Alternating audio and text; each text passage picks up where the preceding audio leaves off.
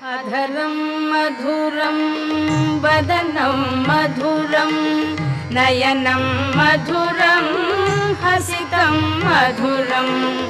अधरं मधुरं वदनं मधुरं नयनं मधुरं हसितं मधुरं हृदयं मधुरं गमनं मधुरं मधुराधिपतेरखिलं मधुरं वचनं मधुरं चरितं मधुरं